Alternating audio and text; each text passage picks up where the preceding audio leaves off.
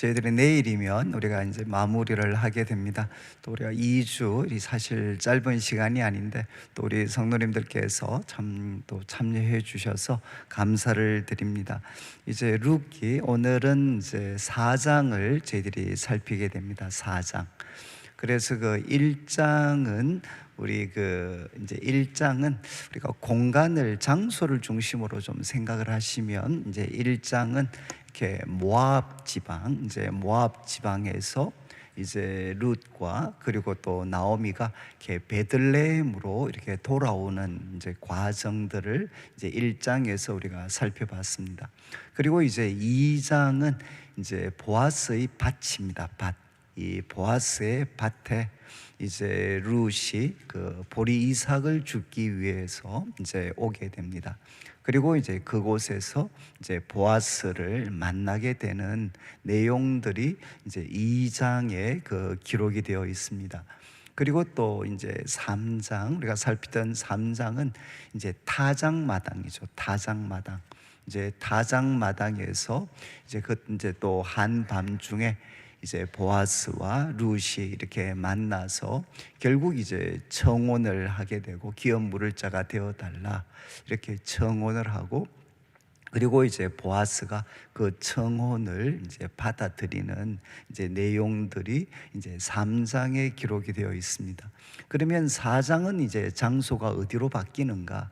이제 성문입니다. 성문. 이제 성문으로, 이게 성문 앞으로 이제 장소가 바뀌게 됩니다. 그래서 이제 받으신 그 강의 안에 이렇게 한번 보시면 이제 오늘 본문은 크게 두 부분으로 이제 나누어질 수가 있는데, 이제 1절과 2절 그리고 3절과 8절 이렇게 크게 두 부분으로 나누어지게 됩니다. 그래서 오늘 말로 하면 이제 1절과 2절은 이제 재판을 준비하는 겁니다. 재판을 준비하는 것. 그래서 이제 룻이 부탁했던 이 기업 물음, 이제 그들의 그 기업을 물러주기 위해서는 이제 법적인 절차가 필요했던 거죠. 그래서 1절과 2절은 법적인 절차를 이제 준비하는 겁니다. 준비를 하고, 그리고 이제 3절부터 8절까지는 이제 소위 이제 법정에서 이제 그 보아스보다 더 가까운 기업 물을 자가 있었는데, 이제 그 사람은 그 권리를 포기하는 겁니다. 권리이기도 하고 책임이기도 한 이제 이것을 포기를 하고, 그리고 그 권리와 또 책임을 이제 보아스가 가지게 되는, 그래서 결국 이제 룻과 결혼을 할 수 있게 되는 일들이 이제 법정에서 결정이 되는 겁니다. 결정. 그래서 이제 오늘은 이 법적인 절차를 통해서 이제 보아스보다 더 가까운 기업 물을 자가 있었는데, 그 사람은 그 권리 그리고 책임을 포기하고 이제 보아스가 법적으로 갖게 되는 이제 내용이 오늘 본문의 내용입니다. 그런데 이제 제가 하면서도 말씀을 드리겠지만, 이 법적인 그 절차가 이제 왜 중요한가?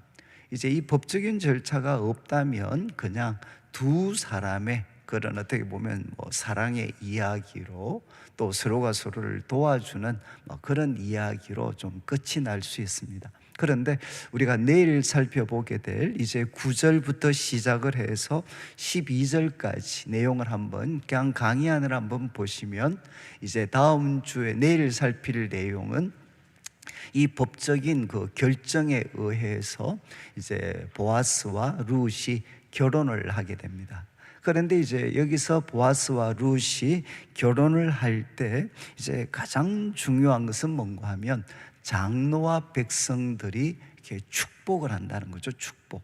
정말 이 이야기를 알게 된 모든 사람들이, 그 베들레헴의 모든 사람들이 이제 이 두 사람의 결혼을 이제 축복을 하는 겁니다. 축복. 이것이 소위 오늘날로 말하면 스캔들이 된다거나 남들에게는 알려지지 않는 그런 어떤 부끄러운 일 이런 것들이 아니라, 정말 모든 사람들이 이 어떤 참 보아스와 그리고 룻을 이제 마음껏 다 축복을 하는 거죠. 축복.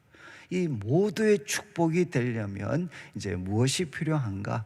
이 법적인 절차가 필요합니다. 법적인 절차. 그래서 법적인 절차를 통해서 이 결정이 하나님이 정하신 그 법 안에서 바르게 이루어진 것이다. 그리고 또 공적으로 모든 사람들 앞에서 이제 이 나오미와 룻에 대한 그 기업 물을 자에 대한 책임, 그 책임을 이제 보아스가 가지게 된 거다. 그래서 자기들만 약속한다고 해서 세상이 뭐 이렇게 받아들이는 게 아니죠. 이런 법적인 절차를 통해, 그리고 또 정인들을 통해서 이제 이것이 확정되어지는 내용이 오늘 그 본문의 내용이 되고, 이렇게 확정되어졌을 때 이제 법적으로 다 처리가 되었을 때 이제 보아스와 룻이 참 결혼하게 되고, 그리고 모든 사람들이 이렇게 축복을 하는 이제 내용들이 나오게 됩니다. 그리고 이제 룻기의 마지막은 이제 아들을 낳는 거죠. 아들. 이제 룻이 아들을 낳고, 그리고 이제 보아스, 그래서 그 나오미가 이제 이 아이의 양육자가 되는 것으로, 그리고 이제 이야기가 마무리됩니다. 여러분, 이제 룻기의 주인공은 누구냐? 룻기의 주인공은 누구겠습니까? 룻기는 이제 룻기 저자가 기술할 때 이제 룻기의 그 주인공은 누군가 하면 나오미입니다. 나오미. 그래서 시작은 나오미가 텅 비는 것으로, 텅 빈 참 사람이 되는 것으로 룻기는 시작을 하고, 그리고 룻기가 마칠 때는 어떻게 되느냐? 룻기가 아이를 이렇게 안고 양육자가 되고, 그리고 그 텅 비었던 삶이 기쁨과 풍성함으로 가득 채워지게 되는 이야기로 끝이 나게 됩니다. 그러니까 이제 룻기의 이제 우리가 주인공은 나오미입니다. 나오미. 그리고 이제 마지막 그 룻기의 끝은 이제 족보를 서술하는 것으로, 베레스를 시작으로 해서 이제 그 족보가 시작이 되어서 끝이 누구로 끝나느냐? 다윗으로 끝납니다. 다윗으로. 이거는 참 이제 엄청난 그 이야기죠. 왜냐하면 룻기의 시작은 누구로 시작하느냐? 엘리멜렉으로 시작합니다. 룻기 이제 1장 1절에 이제 룻기의 시작은 엘리멜렉입니다. 엘리멜렉. 그런데 이 엘리멜렉 뭐 말씀드렸지만 이제 엘리멜렉, 나의 하나님이 바로 왕이시다. 이 고백을 가졌던, 그 고백을 이름으로 가졌던 한 사람. 그러나 그 이름과는 달리 결국 자기 소견대로 행했죠.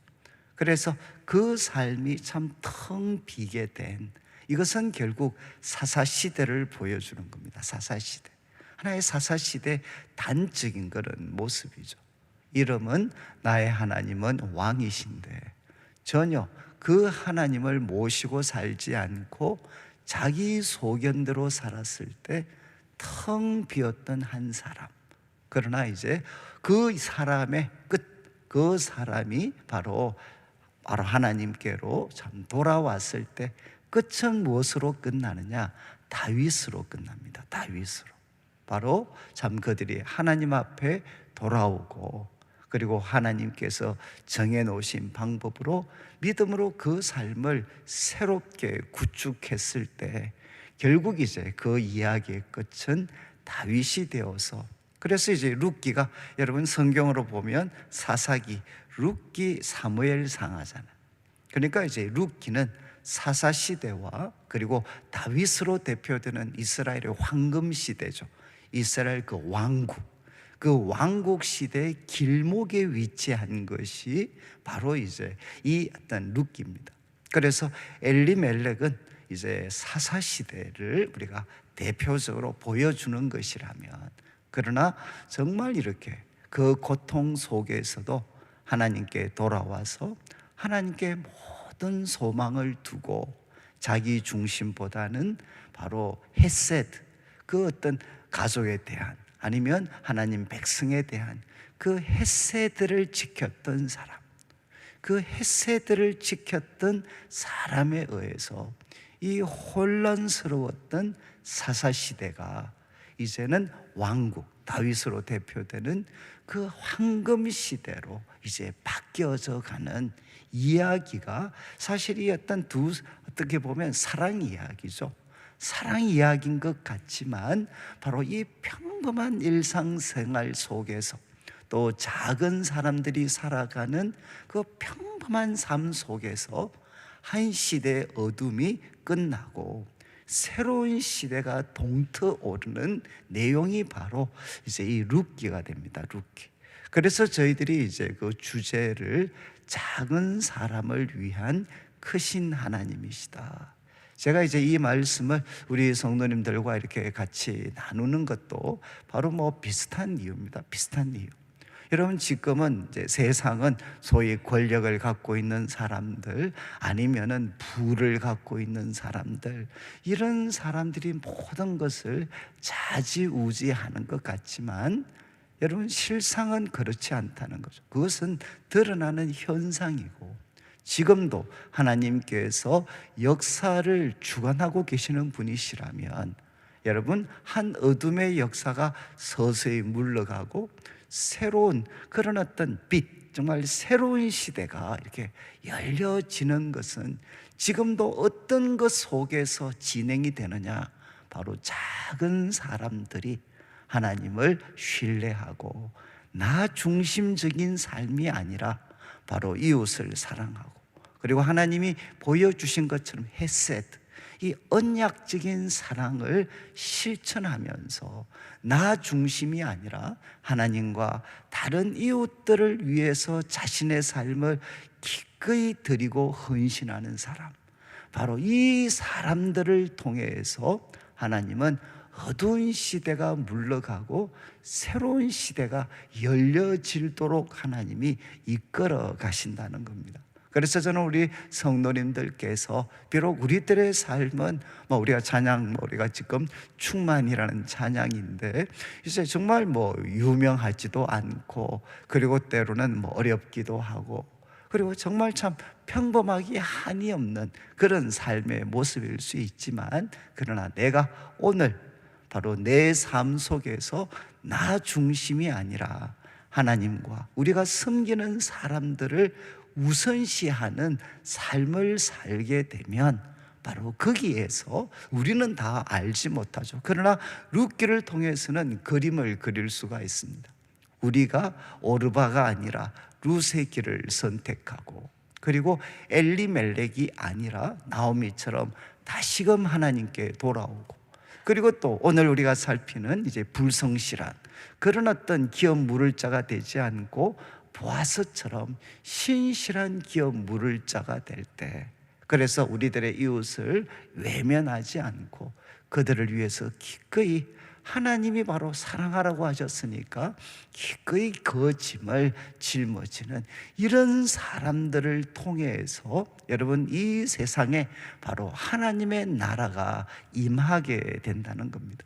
그런데 이제 이런 룻기를 처음부터 끝까지 여러분들이 좀 잘 이해를 하시면 이제 이런 이야기들은, 제가 우리 그 기독교에 저는 성령님께서 역사하셔서 한 말씀으로 우리들의 삶을 새롭게 하시고 또 성령이 가르치시고 교훈하시는 것 저도 이렇게 잘 알고 있습니다.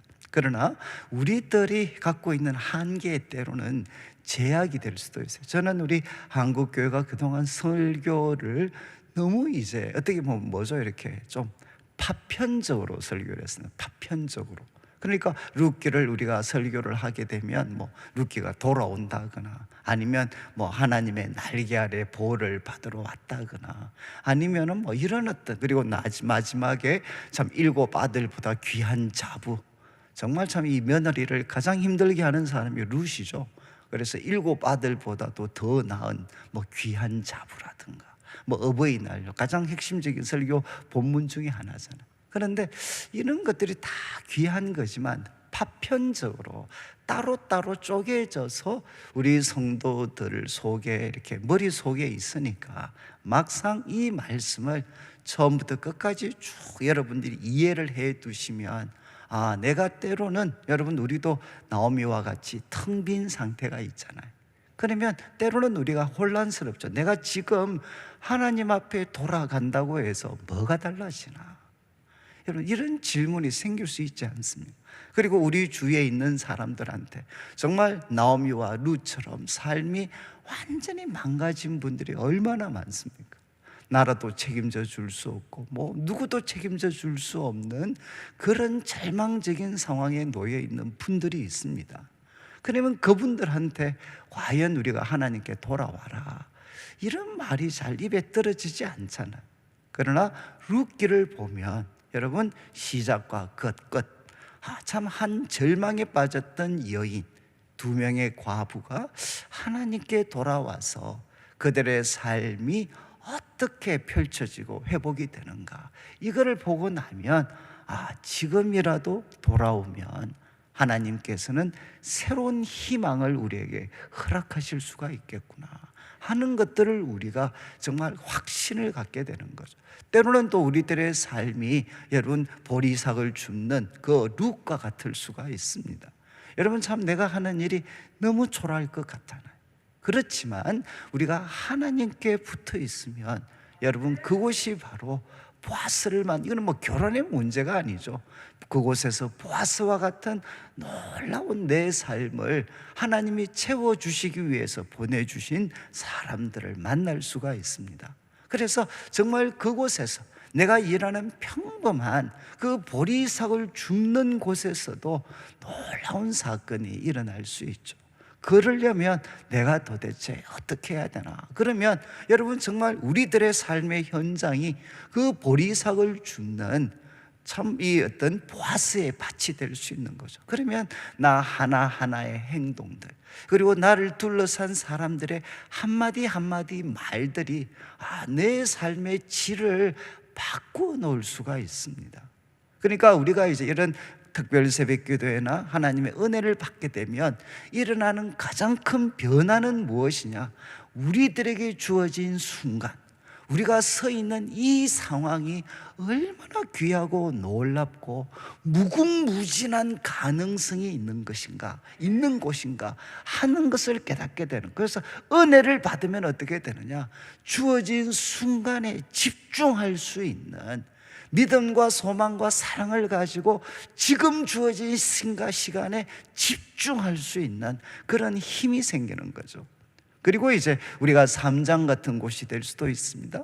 결단해야 될 때도 있죠. 때로는 참 사람들이 볼 때 무모해 보일 수도 있지만 하나님이 주신, 그리고 위대하신 하나님, 그리고 위대한 기업 물을 자를 믿는 마음으로 때로는 도전할 수가 있는 겁니다.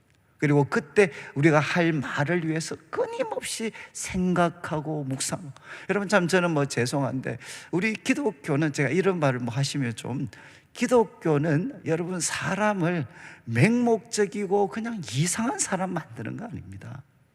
기독교는 우리가 성령님과 깊이 교제를 하기 때문에 말 한마디 속에서도 어떤 말이 최선일까 하는 것을 하나님과 의논하잖아요. 하나님, 내가 오늘 보아스 이제 만나게 되면 그러면 무슨 말 해야 됩니까? 그러면 그 어떤 참 밤에 그 발치에서 이 룻이 누워서 뭐 했겠습니까?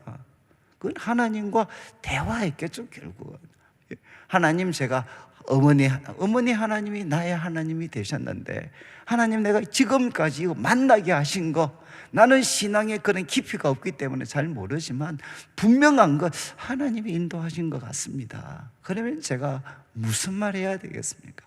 도대체 무슨 말을 해야 이 진심이 전달이 되고, 그리고 그도 하나님 앞에 참 바르게 정말 어떤 긍정적인 답을 줄 수 있겠습니까? 끊임없이 생각하는 거죠. 하나님, 도대체 어느 단어를 사용해야 됩니까? 그때 가르쳐 주신 단어가 바로 날개죠. 날개. 바로 보아스가 했던 그 날개, 바로 그에게 요구하는 거죠. 당신의 날개로 저를 덮어주십시오. 그리고 제가 이제 4장 같은 것을 이제 여러분들에게 말씀드리는 것은, 또 예수님을 믿는 분들이 믿음 때문에, 이건 제가 이 믿음을 폄훼하는 게 아니고요, 그냥 믿음 때문에 무엇을 무시하기 쉬우냐? 법을 무시하기 쉬워요. 법을, 절차를 무시를 해요. 절차를 무시해버리면 어떻게 되느냐? 여러분, 일이 진행이 되지 않습니다.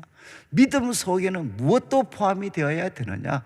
정당한 절차, 그 정당한 하나님이 정해놓으신 절차를 잘 밟아서 그 나의 결정이 우리 모두의 결정이 되고 나의 기쁨이 우리 모두의 기쁨이 되도록 만들어주는 게 무엇이냐? 법적인 절차가 되는 거죠. 그러니까 우리가 이런 4장에 있는 말씀을 통해서 우리들의 삶에, 성도들의 삶에도 법적인 절차가 중요합니다. 절차.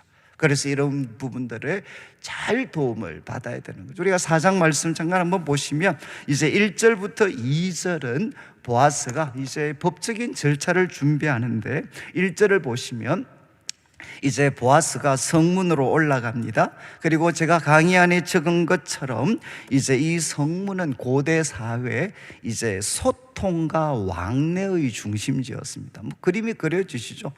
우리나라도 우리가 성문 앞을 생각해 보면 거기에는 수많은 사람들이 오가고 소통 그리고 왕래의 중심지가 됩니다. 그래서 고대에는 이제 여기에서 재판이 이렇게 진행이 되었습니다. 그래서 이제 룻을 위해 기업 물음의 문제를 법적으로 처리하기 위해서 이제 보아스는 거기에 올라가는 거죠. 이제 올라가는데 1절 후반부를 한번 보시면 그렇게 앉아 있습니다. 이제 법적인 절차를 해결하기 위해서 성문으로 갔을 때 마침입니다. 마침. 여러분, 이제 우리 2장에 그 보아스, 그 룻이 바로 보리삭을 주울 때 마침 바로 그것이 어디였습니까? 보아스의 밭이었죠. 그리고 또 마침 그때 보아스가 거기를 방문하게 됩니다. 그것처럼 여기에도 마침, 강조입니다.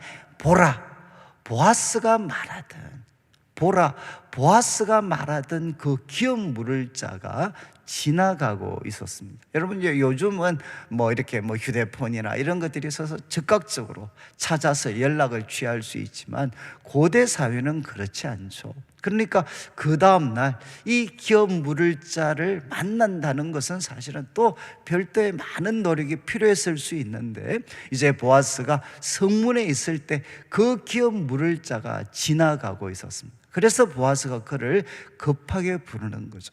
여기에 이제 아무개여 이리로 와서 앉으라, 이렇게 그가 요청을 하게 됩니다. 그래서 강의안을 한번 보시면 이제 강의안이 아주 재미있는 게 이제 아무개죠. 아무개.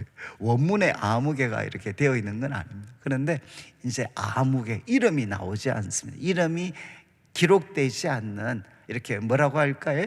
분명히 실존했던 인물인데 이름이 언급될 필요가 없는 이제 그런 경우에 사용하는 하나의 표현입니다. 아무개요. 지금 이제 강의안을 보시면 결국 이 어떤 재판은 무엇으로 끝나느냐? 이제 이 아무개라는 사람은 이제 기업 물을 자가 되는 것을 포기합니다. 포기. 그런데 그 중심에는 결국 무엇이 있었느냐? 나중에 이제 보아스가 이야기하는데, 결국 지금 이제 이 재판을 통해서 결정하는 것은 뭔가 하면 죽은 형제 이름이 끊어지지 않도록 해줘야 된다. 그 책임을 너가 질 거냐 내가 질 거냐, 이것을 지금 결정하는 법정입니다.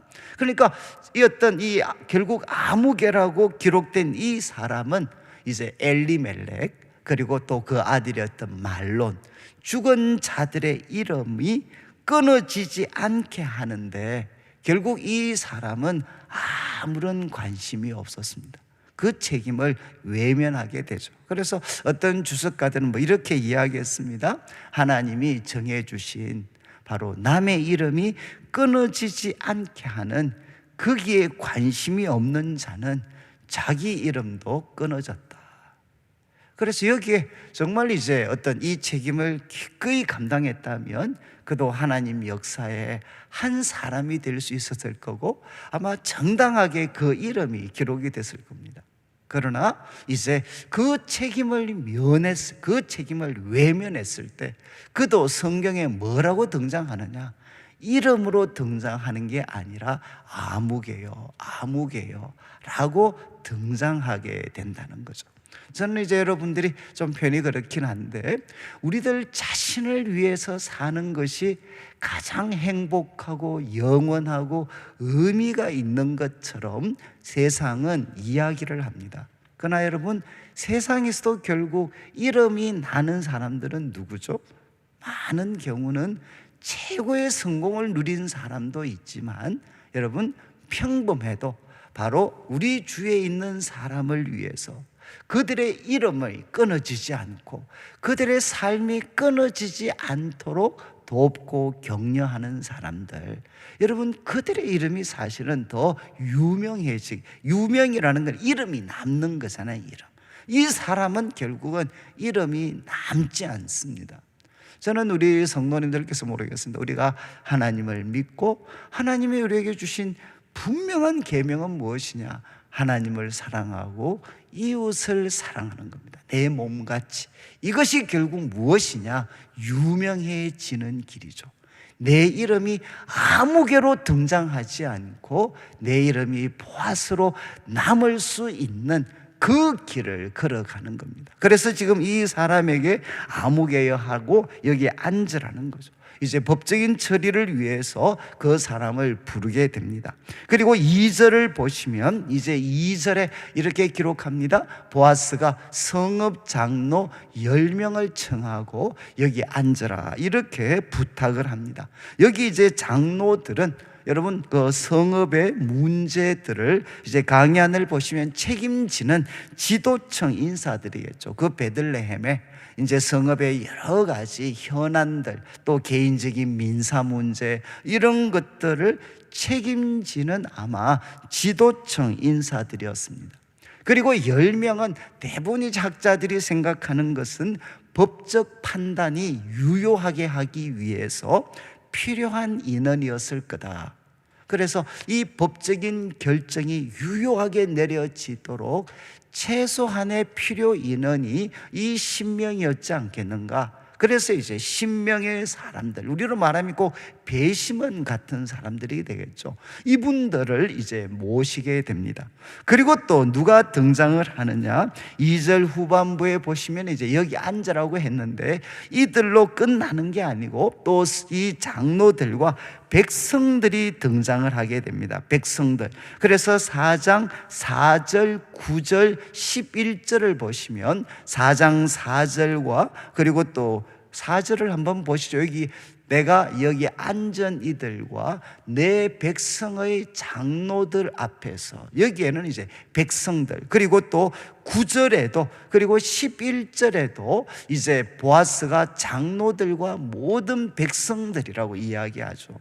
그러니까 그 법정에는 누가 있었느냐? 장로들은 일종의 배심원 역할을 한다면 거기에 모든 백성들은 결국 누구겠습니까? 정인들이 되는 거죠. 정인들. 자, 이렇게 해서 재판의 준비를 다 하게 됩니다.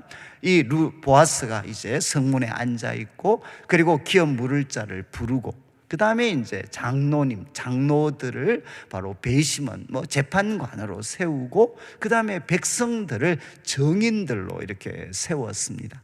그런 다음 이제 3절, 4절에 보아스가 제안을 합니다. 자막을 한번 비추어 주시면 3절에 보아스가 그 기업 물을 자에게 이야기합니다.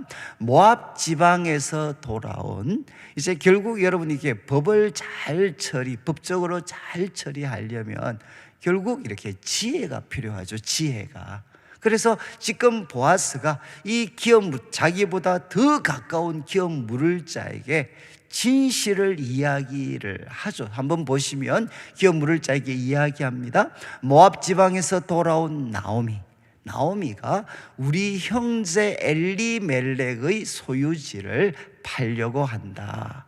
그래서 4절 팔려고 하니까 여기 앉은 이들 그리고 또 백성의 장로들, 여기 앉은 이들은 아무래도 백성들이었을 거고 또 백성의 장로들 앞에서 그것을 사라고 내게 말하여 알게 한다. 만일 너가 물으려고 하면 이제 그렇게 하면 되고, 너가 물으지 아니하려고 하면 알게 해라. 그 다음 순서가 나다. 내용은 이미 아시겠죠? 이렇게 이제 더 가까운 기업 물을 자, 그 사람에게 이야기를 합니다. 다시 한번 3절을 비추어 주시면, 그래서 이 말씀을 보면 지금 기업 물을 자와 이야기할 때 나오미에 대한 이야기를 하죠. 그리고 엘리멜렉 앞에 우리 형제라고 이렇게 이제 표현되어져 있습니다. 그래서 아마 이 보아스, 그리고 또 여기 아무개는 아마 이 엘리멜렉과 우리로 말하면 사촌이나 아니면 육촌, 한 사촌 정도 아주 가깝게 서로 연결되어진 사람인 것 같습니다. 그래서 우리 형제 엘리멜렉의 소유지를 지금 나오미가 팔려고 한다는 겁니다. 결국 이거는, 이 내용이 좀 복잡한데 그냥 단순하게 말씀을 드리면, 결국 이제 이 나오미가, 그리고 그 가정이 모압으로 이주하는 과정에서 그들이 가지고 있던 이 밭을 아마 사용권을 다 넘긴 것 같아요. 그런데 제가 말씀드린 것처럼 이스라엘 백성들은 밭을 영원히 팔 수가 없습니다.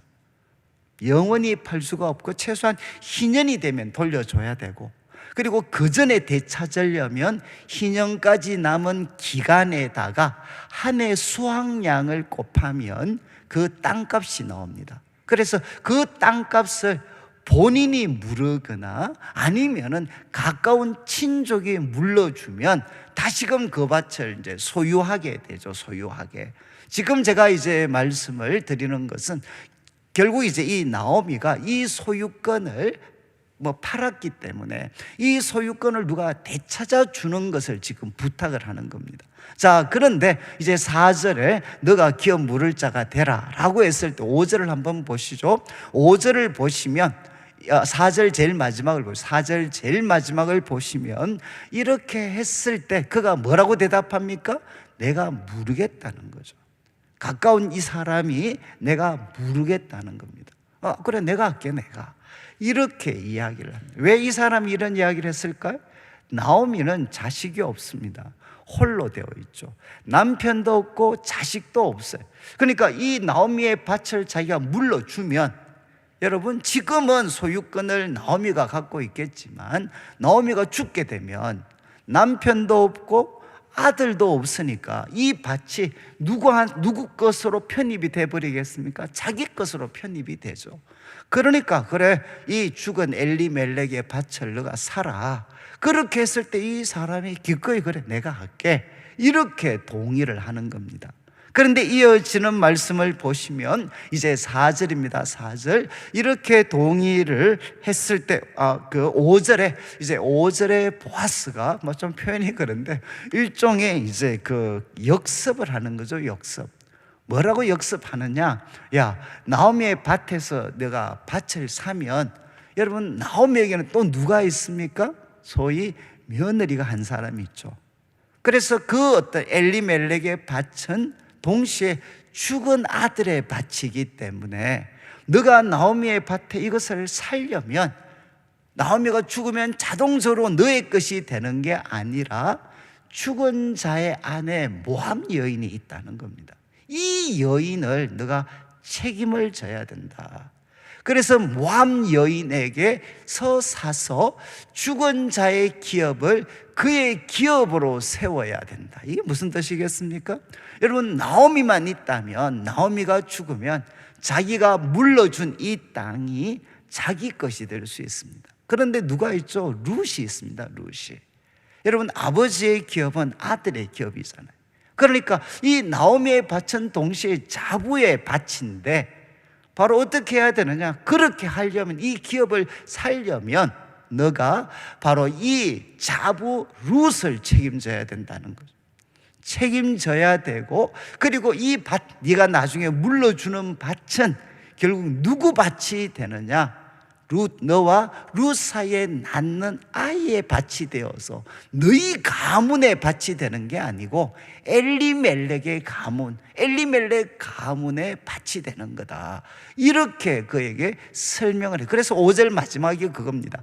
죽은 자의 기업을 그의 이름으로 세워야 한다. 그의 이름은 엘리멜렉, 그리고 룻의 남편이 말론이죠. 말론. 그렇게 되는 거다라고 설명을 했을 때 6절을 보시면, 이제 6절에 그 기업 물을 자가 소위 변심을 합니다. 못하겠다는 거죠. 이유가 무엇입니까? 내 기업에 손해가 있을까 해서, 내 기업에 손해가 있을까 해서 나는 못하겠다. 이 말이 강의하느라 보시면 이제 이 사람은 이제 내 기업에 손해가 있을까 해서 이제 포기를 결국 하게 되는데, 그가 치러야 될 것은, 만약에 이 제안을 받아들이게 되면 일단 땅값을 지불해야 됩니다. 소유권이 다른 사람의 것으로 넘어가 있는 거를 되찾아와야 되니까, 이용권, 그걸 되찾아와야 되니까 이제 땅값을 지불해야 되고, 또 두 여인을 부양을 해야 됩니다. 여인을 취한다는 건 소위 고대에서는 먹고 사는 걸 다 책임져 줘야 되잖아요. 두 여인을 부양해야 되고, 그리고 아이를 놓으면 이 아이까지 다 양육하고 뒷바라지해야 됩니다. 그리고 그 땅, 그 물러준 땅은 누구께 되느냐? 바로 이제 자기의 것이 아니라 엘리멜렉, 죽은 엘리멜렉과 말론, 그 가문의 것이 되는 거죠. 좀 속되게 표현하면 자기에게는 남는 것이 하나도 없는 겁니다. 엄청난 소위 값을 지불하는데 밭을 되찾고, 그리고 또 두 여인을 책임을 지고, 그리고 아이가 생기면 그 아이까지 양육하고, 그런데도 그 모든 소유는 자기 이름의 소유가 되는 게 아니라 죽은, 그가 기업 물려줬던 그 사람들의 소유와 이름이 되니까, 이름의 소유가 되니까 사실 이거는 엄청나게 손해가 가는 거죠. 이것 때문에 결국은 이제 포기를 하게 됩니다. 그래서 7절 말씀을 보시죠. 7절 말씀에 옛적 이스라엘 중에는 무르거나 교환하는 일을 할 때 그 사람이 신을 벗어서 그 이웃에게 줍니다. 그리고 이제 이것은 이스라엘에 정명하는 전례가 되었다. 이것은 무엇이겠습니까? 이제 좀 있으면 신발을 벗는 게 나오는데, 이게 뭐냐? 이제 거래가 끝났다는 거죠. 거래가 확정되었다라는 표시로 이제 그가 신발을 벗어 이웃에게 주는 관례가 있다라고 설명을 한 다음에 이제 8절을 보시죠. 8절에 기업 물을 자가 보아스에게 이야기합니다. 결국 이제 신발 건네주면서 너가 너를 위하여 사라, 그리고 그의 신을 벗습니다. 그러니까 이건 무엇이겠습니까? 이제 최종적인 거래가 확정이 되었다는 거죠. 이 권한과 책임을 너에게 넘기겠다라는 표시로 이제 그의 신을 벗게 됩니다. 자, 이것이 오늘 본문의 말씀입니다. 여기 보면 결국 이제 결론을 강의 안에 한번 보시면, 이제 여기에서 우리가 하나 생각할 수 있는 것은, 어려움에 빠진 가족과 이웃을 돕기 위해서, 결국 이것이 룻게는 고엘의 역할이죠. 기업 물을 자의 역할입니다. 어려움에 빠진 가족과 이웃을 돕기 위해서는 무엇이 필요합니까? 이제 헌신과 희생이 필요하다는 거예요. 헌신과 희생이 필요하다. 이것이 하나님께서 구약 이스라엘 사회 속에 기대하셨던 겁니다. 여러분, 어려움에 빠진 그 가족과 이웃을 돕기 위해서는 지금 이제 여러분 가까운 기업 물을 자가 포기했잖아요. 포기. 이것은 오늘날 지금 시대의 관점으로 보면 너무 당연하죠. 여러분 중에 누가 이 보아스와 같은 이런 행동을 할 사람이 있겠습니까? 이거는 정말 이제 요즘 사람으로 보면 이런 어리석은 사람이 없죠. 돈 다 물어주고, 그 다음에 또 두 여인 다 책임져 주고, 또 자식이 나면 자식까지 하고, 그런데 그 모든 소유가 자기 것이 아니라 이 집안, 죽은 형제 집안의 것이 다 되는, 이렇게 도와주는 사람이 어디에 있겠습니까? 여러분, 지금 이제 성경이 이야기하는 이웃 사랑이라는 것은 말로만 하는 것이 아니라는 거죠. 정말 거기에는 엄청난 희생과 헌신이 동반되는 것이다. 바로 이런 헌신과 희생 속에 한 사회는 언제나 가난하고 힘겹게 살아가는 사람들이 있겠지만, 이것이 소위 정오와 미움과 소위 폭력과 어떤 투쟁, 이런 것이 아니라 정말 이렇게 아름다운 샬롬이 넘치는 세상으로 살아가려면 여러분, 바로 보아스와 같은 사람들의 헌신과 희생이 바로 우리 사람들의 삶 속에 일어나게 될 때 어떻게 되느냐? 그 세상이 아름다운 세상이 될 수가 있다는. 제가 왜 이 말씀을 드리는가 하면, 여러분이 이제 우리 앞으로 저는 우리 성도님들 중에 참 하나님께서 은혜를 베풀어 주셔서 참 많은 그게 공부든 사업이든 많은 것들을 할 때 성경이 이야기하는 것은 분명합니다. 우리가 하나님의 지혜대로 해서 이 세상에서 참 성공적인 삶을 사는 거죠. 이것은 성경이 분명히 허락하는 겁니다. 그런데 또 하나 성경이 우리에게 도전하는 것이 무엇입니까? 그것이 하나님이 주신 것이라면 하나님의 목적대로 잘 사용해야 된다. 여러분, 참 교회가 사람들에게 결국 비판을 받는 것은 무엇이냐? 결국 이제 어떤 나오미와 룻과 같은 사람이 왔을 때 무엇만 해주느냐? 이 오해하시면 안 되지만 여러분, 그냥 기도만 해주는 거죠. 기도만. 그래, 빨리 이 어려움 잘 벗어나. 그래, 기도해 주는 거, 이것도 귀합니다. 그렇지만 여기에 누가 있습니까? 기도해 주는 것과 함께 보아스의 헌신이 있었죠. 보아스의 이런 헌신과 희생이 있었기 때문에 결국 어떻게 됐느냐? 나오미와 룻이 회복될 수가 있었습니다. 저는 이제 우리 앞으로 교회가, 특별히 한국 교회가 직면한 가장 큰 숙제 중에 하나입니다. 과연 한국 교회가 앞으로 이 시대 가운데 보아스와 같은 역할을 할 수 있을 것인가? 또 특별히 한국교회 성도들 가운데 정말 많은 복을 누린 사람들이 있습니다. 이제는 한국교회는 기득권을 가진 사람들, 성공한 사람들로 넘쳐납니다. 그런데 왜 교회가 비판을 받죠? 지금 교회의 모습은 그 책임을 외면했던 암흑의 길을 걸어가고 있다는 거죠. 여러분, 바로 이 보아스와 같이 그들을 위해서 정말 자기는 결국 남는 게 아무것도 없습니다.